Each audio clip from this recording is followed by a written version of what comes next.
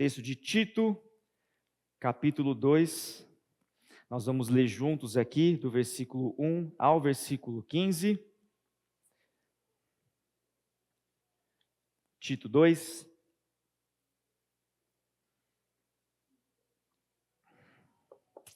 Vamos ler? Você, porém, fale o que está de acordo com a sã doutrina. Ensine os homens mais velhos a serem moderados, dignos de respeito, sensatos e sadios na fé, no amor e na perseverança. Semelhantemente, ensine as mulheres mais velhas a serem reverentes na sua maneira de viver, a não serem caluniadoras, nem escravizadas a muito vinho, mas a serem capazes de ensinar o que é bom. Assim, poderão orientar as mulheres mais jovens a amarem seus maridos e filhos, a serem prudentes e puras, a estarem ocupadas em casa e a serem bondosas e sujeitas a seus maridos, a fim de que a palavra de Deus não seja difamada. Da mesma maneira, encoraje os jovens a serem prudentes. Em tudo, seja você mesmo um exemplo para eles, fazendo boas obras. Em seu ensino, mostre integridade e seriedade. Use linguagem sadia, contra a qual nada se pode dizer, para que aqueles que se opõem a você fiquem envergonhados por não poderem falar mal de nós. Versículo 9. Ensine os escravos a se submeterem em tudo a seus senhores, a procurarem agradá-los, a não serem respondões e a não roubá-los, mas a mostrarem que são inteiramente dignos de confiança, para que assim tornem atraente em tudo o ensino de Deus, nosso Salvador. Porque a graça de Deus se manifestou manifestadora a todos os homens. Ela nos ensina a renunciar à impiedade e às paixões mundanas, e a viver de maneira sensata, justa e piedosa nesta era presente, enquanto aguardamos a bendita esperança, a gloriosa manifestação de nosso grande Deus e Salvador, Jesus Cristo. Ele se entregou por nós, a fim de nos remir de toda a maldade e purificar para si mesmo um povo particularmente seu, dedicado à prática de boas obras. É isso que você deve ensinar, exortando-os e repreendendo-os com toda a autoridade. Ninguém o despreze. E essa é a palavra de Deus. Curve sua cabeça, vamos orar mais uma vez. Santo Deus, bendito Pai, te agradecemos, Senhor, pelo dom da vida. Agradecemos, Senhor, pelo sacrifício do Senhor Jesus Cristo por nós na cruz, para nos redimir, Senhor, para nos apontar um caminho, para nos justificar, para nos salvar do pecado, mas também, Senhor, para nos ajudarmos na nossa vida cotidiana a aplicarmos essa verdade, Senhor, em todos os lugares que nós estejamos, Senhor. Que hoje a gente possa, debruçado sobre esse texto, aprender mais verdades sobre Ti, Senhor. Que em nenhum momento o meu nervosismo, as minhas falas atrapalhem o Seu Evangelho de ser propagado, mas que o Teu reino prospere apesar de nós, Senhor. Cuida de nós, sê conosco, no santo nome de Jesus Cristo que eu oro e agradeço. Amém. Meus irmãos, eu estou num momento lá em casa, eu sempre tenho uma história da minha casa, né? Minha casa é um ambiente assim muito movimentado. Quem quiser um dia achar que sua vida está meio tediosa, levanta a mão, vem falar comigo ou com a minha esposa, que um dia na minha casa vocês vão ver que é assim. A gente costuma dizer que a nossa casa poderia ser um Big Brother, né? Se colocasse umas câmeras lá, vocês iam ver de tudo acontecendo ao mesmo tempo. Mas nesse momento a gente está passando por uma reforma na nossa casa. Uma reforma. Imagina, uma reforma com 4 crianças, 2 adultos. A minha casa, há uns 2, 3 anos, ela virou uma grande lousa branca, e as paredes elas estavam tomadas de tinta, canetinha, resto de banana, chocolate, massinha, tudo. Tinha uma faixa assim, onde as mãozinhas dos gêmeos alcançavam, tinha uma faixa preta, assim, de tanta tinta que estava espalhada. Não dava mais para a gente viver naquele ambiente. Então, a gente tirou uns dias de férias, saiu de casa para dar uma... A princípio a gente falou, não, vamos só dar uma pintadinha aqui, daqui a pouco os gêmeos crescem, né? Aí a gente faz uma reforma mais pesada. Eis que a gente chama o pedreiro, o cara entra na minha casa e fala, a tinta não vai resolver esse negócio aqui, cara. Tem coisa pior aqui, ó. Tem infiltração aqui, você vai ter que trocar esse rodapé, você vai ter que raspar essa parede, passar um produto que eu nem sabia que existia, que é tipo uma borracha líquida, que veda a casa toda. Aí o seu banheiro está com um vazamento no teto, você vai ter que mexer no teto aqui, o seu ralo está subindo um cheiro. Eu falei, meu Deus do céu, era só uma tinta. Eu só queria uma lata de tinta e uma mão de tinta na minha casa. O cara já veio aqui querendo mexer a casa inteira. Mas na verdade, meus irmãos, aquilo era necessário. E muitas vezes a gente, no nosso dia a dia, na nossa vida, a gente acha que só dar uma tapeada nas coisas vai resolver. Não, aqui, se eu só falar aqui de um jeitinho um pouquinho diferente, eu consigo contornar essa situação sem ter que de fato corrigir o que precisa ser corrigido. O piso da casa estava parecendo bonito, mas ele estava soltando. A porta, a porta ela tem a função de fechar, passar a chave, mas ela não estava fechando direito. Uma casa, meus irmãos, com um problema estrutural, ela não se resolve só com tinta. E a nossa casa é assim, a nossa vida também é assim. Uma demãozinha de tinta, nem sempre, na verdade, quase nunca, ela resolve o problema. Ela só disfarça, ela só tapeia, né? E Paulo, nesse texto de Tito, nessa carta de Tito, que ele está endereçado para a igreja de Creta, que está se formando ali, no capítulo 1, a gente percebe que Tito tinha a responsabilidade de formar presbíteros, de cuidar do caráter da igreja. Paulo ele tem a intenção de mostrar para a gente, para os cretenses e para a nossa realidade, que o evangelho não veio só para melhorar a aparência da casa, ele não veio só para pintar a nossa parede, ele veio para transformar toda a estrutura da nossa casa, meus irmãos. A nossa vida, a nossa rotina, tudo precisa ser transformado. E não é só aquela coisa superficial que vai fazer isso, meus irmãos. Isso nos leva à primeira verdade que eu quero compartilhar com vocês aqui nessa manhã, que é a verdade do Evangelho se reflete na vida cotidiana. O chamado de Deus, meus irmãos, ele transforma as nossas relações e a maneira como a gente enxerga o nosso lugar no mundo. Lembra que a gente falou, que eu falei no começo, o Evangelho, à luz dessa nossa série de mensagens, ele veio para nos salvar, mas ele veio também, junto com isso, para transformar o nosso ser e o jeito como a gente se porta na sociedade. Não adianta você achar que, eu me converti, Jesus mora agora no meu coração, eu posso continuar vivendo do mesmo jeito que eu vivia antes. Não, meus irmãos, isso é só aquela camadinha de tinta que a gente estava falando. Deus deseja mudar o nosso interior e o jeito como a gente se porta nesse mundo. A sã doutrina que está explicada aqui nos versos 1 a 3, que já veio lá do capítulo 1, ela deve se refletir numa vida prática sadia, para todos os grupos que a gente acabou de ler aqui, para os homens mais velhos, para as mulheres, para os jovens.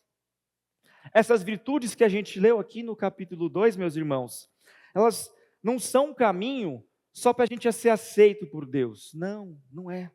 Elas são fruto de uma vida que já foi alcançada pela graça. Você, pelo seu esforço, pela sua vontade, não pode produzir nada de bom.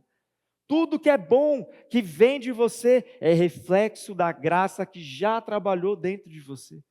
Então, não acho que isso aqui, o capítulo 2 de Tito, é só um manual de boas práticas, da maneira como a gente deve se portar. Não, ele é uma resposta do chamado inicial que o Senhor já fez para nos resgatar, para transformar o nosso ser. E aí eu quero falar um pouco agora sobre esses grupos específicos a qual Tito está endereçando esse texto. Começando pelos homens, sempre os homens, né? Quem estava no Tove, família, na última vez, os homens saíram meio mancando assim, tomaram umas pancadinhas, né? Vocês vão tomar pancada hoje de novo, não tem problema. Vamos lá. Tito 2, a partir no versículo 2, meus irmãos, ele dá algumas instruções aqui sobre como deve ser a maneira dos homens. Os homens devem ser moderados, dignos de respeito, sensatos, perseverantes. Notem, meus irmãos, que essas 4 características principais que Paulo está escrevendo aqui, moderação, respeito, sensatez, perseverança, elas refletem o caráter do homem. O homem deve ser não só o presbítero, como está escrito em Tito 1, o homem, o pai de família, o marido, ele deve ser um homem irrepreensível, por qualquer lugar que você esteja. Porque o evangelho, ele confronta um tipo de espiritualidade que aparece em público, mas que desaparece às vezes dentro da nossa casa. Você pode vir aqui para a igreja, meu irmão, trazer sua Bíblia, sentar, abrir, prestar atenção, fazer anotações, mas quando você chega no seu carro, você fecha a sua Bíblia, coloca ela dentro do porta-luva, fecha o porta-luva e vai lembrar da existência da sua Bíblia somente no outro domingo de manhã. Às vezes a gente é assim, a gente chega aqui, a gente dá bom dia para todo mundo, a gente cumprimenta nossos irmãos, mas na nossa casa a gente acorda de pá virada, dá bordoada na esposa, o filho quer dar atenção, você não dá atenção. Às vezes as suas palavras, o jeito como você trata a sua esposa, o jeito como você trata a sua mãe, para você que é jovem, ele não reflete palavras moderadas. O seu agir não demonstra um agir de um homem que merece respeito. Meus irmãos, conformemos o nosso caráter de acordo com o que está escrito na Bíblia. Há homens que servem na igreja, que levantam cadeira, que ajudam em eventos, mas dentro da casa você não tem a coragem de tirar o seu prato da mesa quando você termina de jantar, de almoçar. Percebam, meus irmãos, a vida, o evangelho, ele deve transbordar para fora da igreja, principalmente nas nossas casas.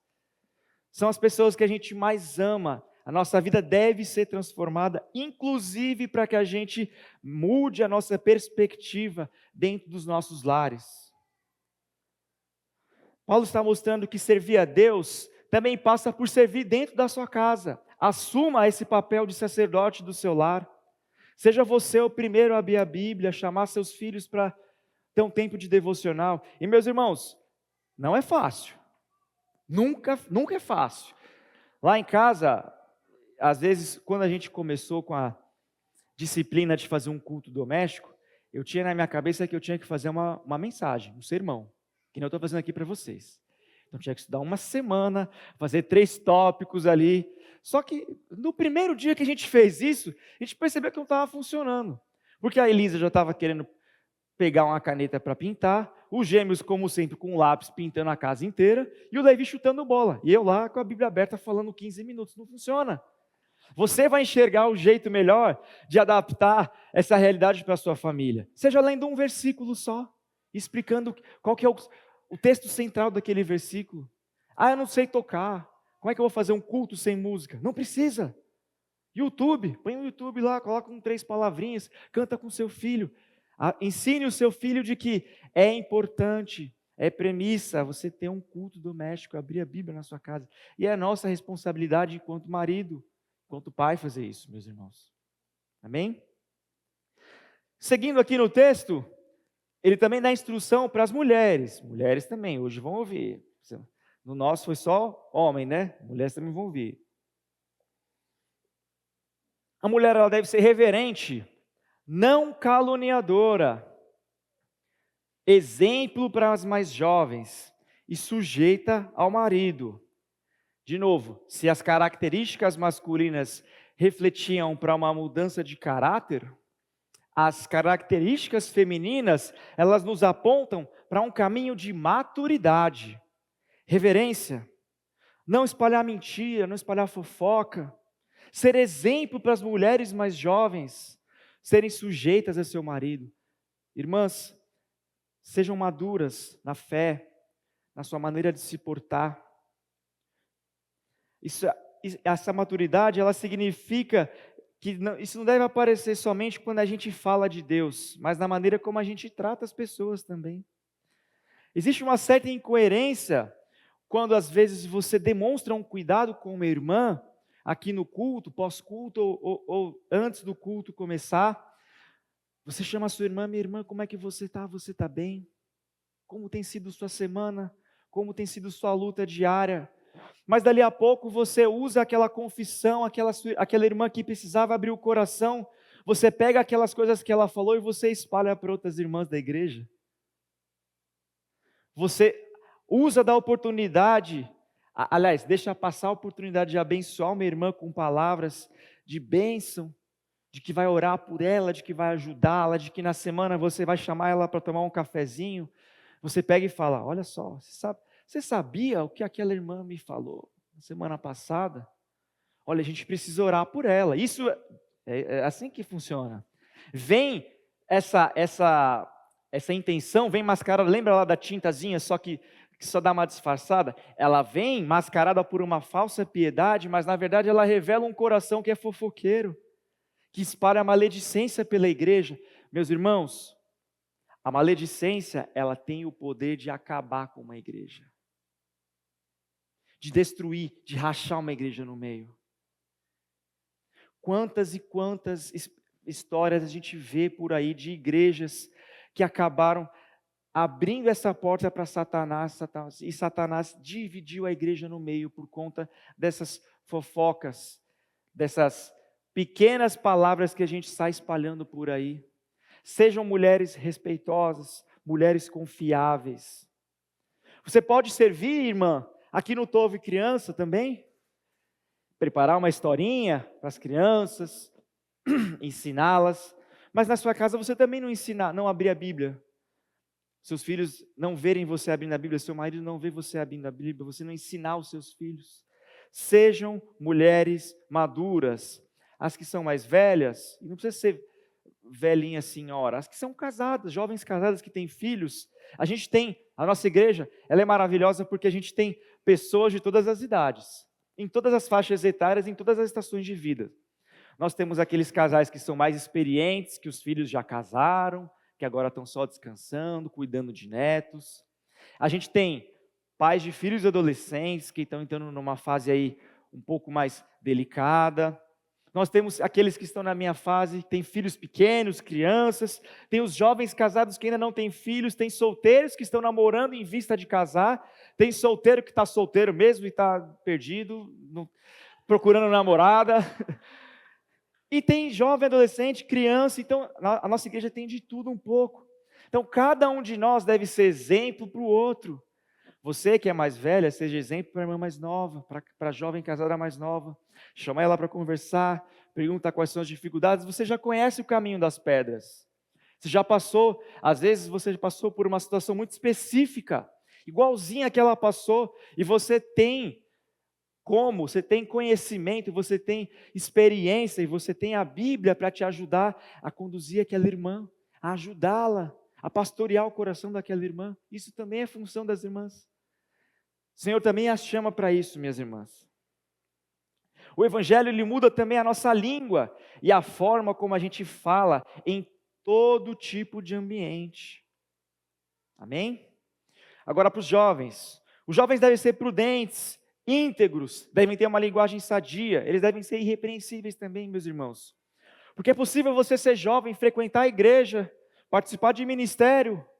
Você via aqui no PG, a gente tem visto aí o PG dos jovens, tem sido uma bênção, muitos jovens na igreja participando. Então você pode ser esse jovem que participa de tudo aqui na igreja. Você é o primeiro a chegar, o último a sair, porque jovem é assim, né? Jovem tem gás, jovem não tem filho para criar, não tem fralda para trocar. O jovem tem que ser o primeiro a pular na bala por tudo. Pergunto, precisa fazer mutirão, tem que ter 40 jovens aqui. E aí se não der para fazer com os jovens, vem os adultos. O jovem tem esse gás, ele tem essa força, mas você pode ser esse jovem com essa força, mas lá fora você viver do jeito que você quer. Cometer todo tipo de pecado possível. Então, a verdade do Evangelho, jovens, também muda vocês a controlar os seus desejos. Eu já fui jovem, muitos irmãos aqui já foram jovens, a gente sabe como é que é. O jovem tem seus desejos, tem as suas ambições, às vezes tem os hormônios aflorando ali. Aprenda a controlar isso com a ajuda do Espírito Santo, para que a sua vida seja um testemunho vivo dessa graça e dessa verdade que transforma. O maior celeiro é a vida de um jovem que teme ao Senhor, na sua faculdade, no seu trabalho, que faz a diferença. É na juventude que começam essas coisas. Os nossos lares, também, meus irmãos, aqui, no versículos 9 e 10, ele fala aqui de escravos, mas a gente deve entender aqui que escravo naquela época tinha uma maneira um pouco diferente, não é muito bem como a gente tem como foi a escravidão aqui no Brasil, né? De que os navios iam lá, buscavam as pessoas, eles eram açoitados. Não, às vezes a relação de escravidão nesse período da Bíblia era até algo voluntário. Era uma dívida de gratidão que você tinha com o seu patrão. Mas aqui a gente pode transformar isso, essa palavra escravidão, para os empregos. Todo mundo aqui trabalha. Todo mundo aqui precisa trazer o seu sustento. E no nosso trabalho também deve ser impactado por essa verdade que nos transforma. Foi Deus que deu o seu chefe chato. Foi Deus que deu aquele cara que pega no seu pé. Foi Ele que colocou ele na sua vida. Difícil aceitar isso, né? Mas é verdade. O Senhor é soberano. Já pararam para pensar que esse chefe chato que você tem foi colocado justamente naquela posição para moldar o seu caráter? Para te ajudar a mudar?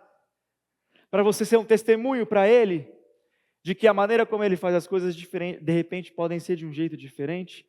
Não reclame do seu trabalho, meu irmão. Ele é a ferramenta que o Senhor escolheu para abençoar a sua família, para abençoar a sua casa. É através dele, através do emprego, através desse chefe chato, que Deus coloca o sustento para você. Não reclame disso não. Você pode ficar descontente. Ninguém é de ferro, né? Às vezes a gente discorda de algumas coisas. Mas isso não deve ser motivo para a gente reclamar, para a gente fazer rebeldia dentro do trabalho. Acaba a reunião no online, o online é perfeito para isso, né? Porque quando eu tinha só presencial, o chefe chamava na sala, aí você só podia falar mal do chefe no cafezinho ou no almoço. No online, acabou a reunião, ô amigo, vou te chamar aqui no Teams, vou te chamar aqui no Google, deixa eu te falar um negocinho aqui. Aí começa a malhar o Judas em cima do chefe, né? A gente faz isso. Eu já fiz. Às vezes eu faço. O Senhor me convida a me transformar também, a não fazer mais isso. A forma como o servo de Deus olha para o trabalho deve refletir na maneira como a gente se comporta dentro do nosso trabalho. Os nossos lares, a nossa escola, o nosso trabalho, os nossos círculos sociais são a maior chance de viver o Evangelho de maneira sadia, meus irmãos. A verdade do Evangelho, ela alcança até as coisas mais simples da nossa vida cotidiana. O Evangelho, ele atua em tudo. Desde a coisa grandiosa, que é você confessar pecados que você na sua cabeça estão há muitos anos no seu coração, que você precisa tratar, mas é nas coisas pequenas também, na maneira como você cuida, na maneira como você serve sua casa, na maneira como você responde o seu cônjuge, o seu filho, seu namorado, os seus pais. O jovem acha que ele é dono da verdade, né? Que ele conhece tudo. Tem nada diante dele, tem um cara de 60 anos que já passou por tudo na vida, e você acha que você sabe mais do que ele. Você não aceita, você é rebelde. Não seja rebelde com seus pais, tenha respeito, ouça, ele já sabe o caminho, ele pode te dar atalhos. Quantas vezes o meu pai tentou me instruir e eu fechei os ouvidos e eu falei, não, esse jeito que você fez aí não serve, vou fazer do meu jeito. Quebrei a cabeça,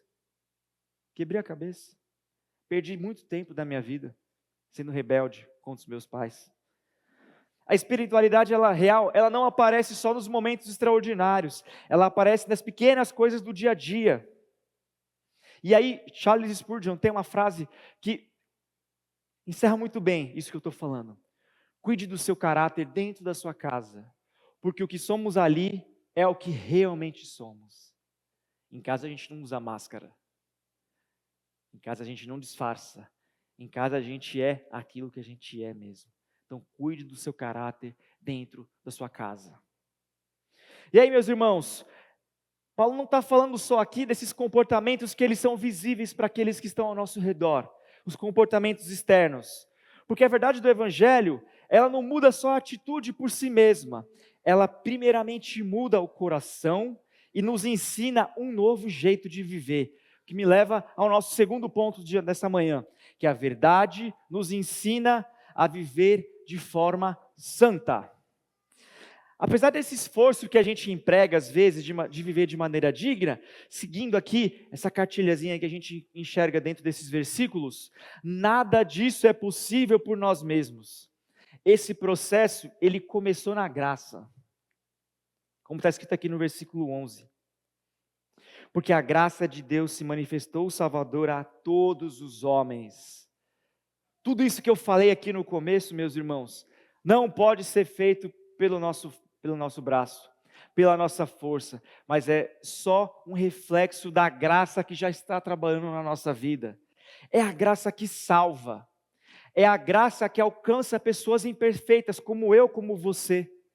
É essa graça, meus irmãos, que entra nas nossas casas quebradas, nas nossas casas cansadas, das discussões, das confusões, que entra nas relações desgastadas, meus irmãos. Porque se fosse por nós mesmos, a gente não conseguiria seguir esses padrões. Nunca, nunca. Se fosse pela nossa natureza caída, a nossa casa seria um caos. É a graça que permite a gente viver essa verdade, meus irmãos. É somente a graça.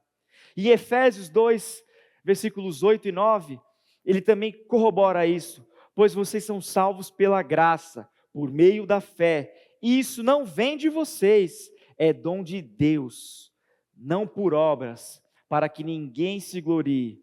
Através da graça, meus irmãos, a gente aprende a renunciar a pecados que destroem nossas casas.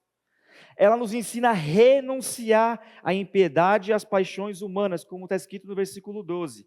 Ela nos ensina a renunciar à impiedade e às paixões humanas. Efésios 4, 22 a 24 também fala isso. Quanto à antiga maneira de viver, vocês foram ensinados a despir-se do velho homem, que se corrompe por desejos enganosos, a serem renovados no modo de pensar e a revestir-se do novo homem, criado para ser semelhante a Deus em justiça e santidade provenientes da verdade. Através da graça você renuncia o orgulho, você renuncia a grosseria, você renuncia a impaciência, as palavras duras. Através da graça, meus irmãos, você renuncia à pornografia, você renuncia à maledicência, você renuncia à rebeldia contra os pais. É através da graça, entendam aqui, o esforço humano, ele é importante, mas somente por conta daquilo que a graça já começa a atuar em nós.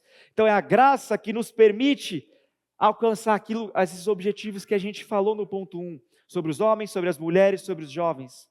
Meus irmãos, tenham essa certeza, é a graça que transforma.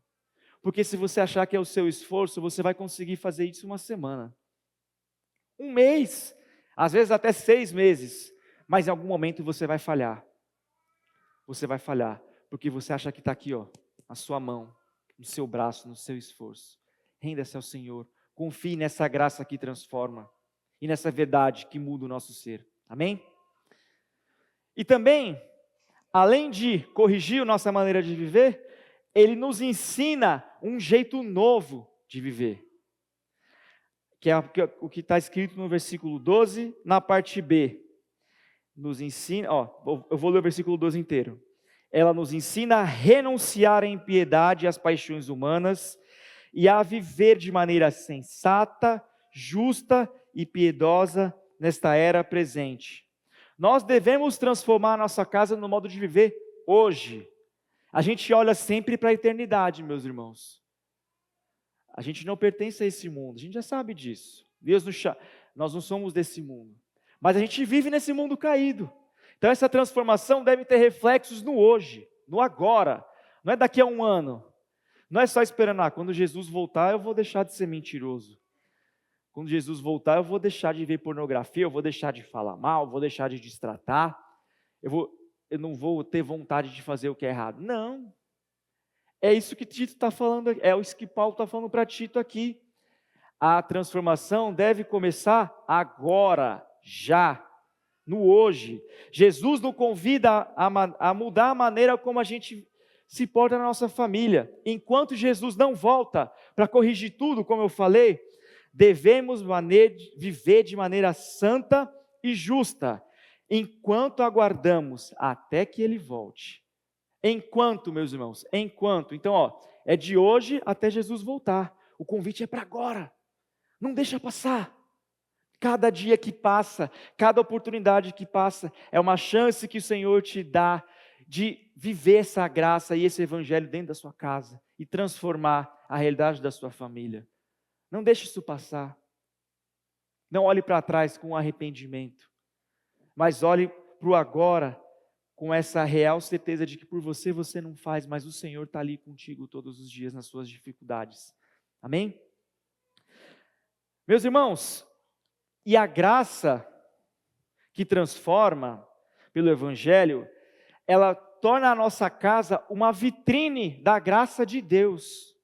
Percebam o poder disso, meus irmãos. A sua família, ela tem, pela graça e pela transformação do Evangelho, ela tem o poder de ser um luzeiro para esse mundo. Olha que coisa maravilhosa, meus irmãos. As pessoas podem ver a Cristo quando vem a sua família. O seu vizinho pode ser que você nunca convide ele para vir para a igreja. Pode ser que o seu vizinho seja aquela pessoa que fala, eu nunca vou pôr o pé numa igreja. Mas o seu testemunho vivo pode demonstrar o amor e a glória do Senhor através da sua vida, da vida da sua família para aquela pessoa. Esse vizinho aqui vive de jeito diferente. Ele trata os filhos de jeito diferente. Esse cara tem ele não é igual eu não, ele tem algumas características diferentes. É uma porta, é uma vitrine. Nossa família deve ser isso, meus irmãos. Quando existe amor, quando existe humildade, quando existe o serviço, quando existe paz, que as nossas famílias sejam um luzeiro do Evangelho nesse mundo caído, meus irmãos. E aí, queria encerrar o ponto 2 com uma frase também de Tim Keller, que diz o seguinte: todas as mudanças acontecem quando aprofundamos nosso entendimento da salvação em Cristo e vivemos as mudanças que esse entendimento cria em nosso coração. Percebam, a mudança, a gente conhece ela, aprofunda o nosso conhecimento nessa mudança da salvação, e a partir disso, a gente vive as mudanças que esse entendimento cria em nosso coração. E quando a verdade do Evangelho, meus irmãos, entra na rotina da nossa casa e transforma o jeito como a gente pensa e como a gente age, isso inevitavelmente começa a aparecer. E aí, isso me leva ao nosso terceiro e último ponto do sermão de hoje de manhã, que é a terceira verdade, que diz que a verdade do Evangelho transforma a casa em testemunho. Versículos 14 e 15. Vamos ler mais uma vez. Ele se entregou por nós, a fim de nos remir de toda a maldade e purificar para si mesmo um povo particularmente seu, dedicado à prática de boas obras. É isso que você deve ensinar, exortando-os e repreendendo-os com toda a autoridade. Ninguém o despreze. Paulo termina aqui, meus irmãos, lembrando que Jesus não morreu apenas para perdoar, como eu já falei, ele morreu para transformar. O Senhor tem total interesse em mudar o seu ser por completo, inclusive a sua casa.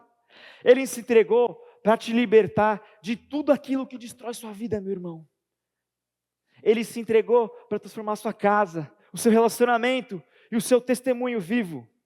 Jesus morreu para purificar um povo. Ele fala aqui, um povo particularmente seu, um povo diferente, separado, um povo que vive de forma diferente, um povo que ama de forma diferente, que não ama com suas ambições egoístas, mas que ama porque foi amado primeiro, que ama porque entende que o amor é uma ação, é uma decisão, que não depende de algo que o outro pode fazer, mas que é um reflexo do amor que Deus já demonstrou por você através de Cristo na cruz. É um povo que trata a família diferente. Se você trata quem você ama com indiferença, com descaso, quem dirá os outros? Como é que pode a gente se permitir maltratar nossa esposa, nosso filho, nosso pai, e tratar os outros de fora melhor do que eles, gente? Não sejamos assim, sejamos um testemunho vivo. Esse povo separado por Jesus é um povo que também trabalha de maneira diferente. Você é santo, você é pecador também, mas você é santo. Você está descontente, você acha que você deveria ser promovido no lugar do outro, você acha que o salário que você ganha não é suficiente por aquilo que você entrega, mas meu irmão, confie, respeite, não torne isso um problema para o seu chefe, para o seu patrão. Não seja uma pedra de tropeço para o avanço do Evangelho no seu trabalho, pelo contrário, ajude, seja um agente de transformação. Sejamos um povo que vive diferente dentro de casa. E Paulo encerra no versículo 15 dizendo: é isso que você deve ensinar, exortando e repreendendo com toda autoridade, ninguém o despreze. Ou seja, isso aqui não é uma sugestão, essas características, isso que a gente leu em Tito 2, não é sugestão, meu irmão, isso é mandatório, é ensino. Ensine isso com autoridade. Seja uma autoridade do Evangelho, dessa graça que nos salva, meus irmãos. Que a gente se molde a esse caráter, a esse exemplo de Jesus Cristo, para que a gente mude nossas relações e principalmente, meus irmãos, a maneira como a gente lida na nossa casa. Eu não sei aqui como você chegou essa manhã, se você tem problemas com seu cônjuge, com um parente, com um pai, ou você deu uma palavra mais difícil para o seu filho, que talvez tenha machucado ele, mas não passe a chance, deixe passar a chance de agir com amor. Os pais, eles têm sim o dever, e você, não só os pais, mas nós, como igreja, temos o dever de encorajar o que está fraco, mas também de repreender o que está errando. É mandatório, é isso que você deve ensinar, exortando e repreendendo com toda autoridade. Você está vendo seu filho, sua esposa, seu marido, indo para um caminho que não está certo, você tem o dever, a obrigação, à luz da Bíblia, de chamar ele ao arrependimento, e conduzi-lo com a graça e a ajuda do Espírito Santo, a corrigir o seu caminho. Não é só sobre você, é sobre a sua família, é sobre o que estão ao seu redor. Essa graça, ela nos transforma, para que a gente transforme também aquilo que está ao nosso redor, inclusive a nossa família, meu irmão. Eu quero encerrar esse sermão com uma frase que eu falei também no último encontro que a gente teve, mas que eu acho ela maravilhosa.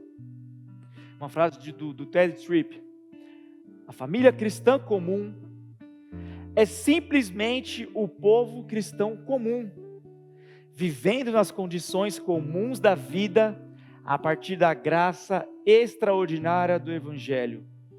Somos famílias comuns, a gente tem as mesmas dores, os mesmos dilemas, as mesmas dificuldades. Vivemos em condições comuns, a gente sofre desemprego, a gente sofre com desigualdade, a gente sofre com um patrão que às vezes é tóxico, a gente sofre achando que o que a gente tem não é o suficiente. Então a gente sofre com a doença chega na nossa casa também, mas a partir da graça extraordinária do Evangelho, a gente vive de maneira diferente, meus irmãos, e esse é o convite que o Senhor está nos fazendo essa manhã, amém? Curve sua cabeça, eu quero orar mais uma vez. Muito obrigado, Senhor, por essa manhã. Obrigado pela Tua palavra, Senhor, que nos transforma, que nos convida dia após dia a mudarmos o nosso caráter, Senhor.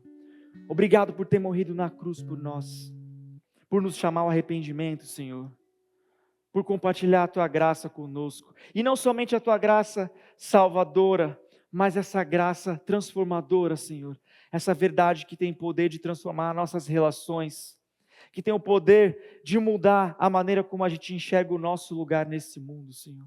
Que nós saímos daqui nessa manhã entendendo, sim, que precisamos mudar alguns comportamentos, alguns pensamentos, Senhor, algumas atitudes, mas que isso aconteça por meio da Tua graça, Pai.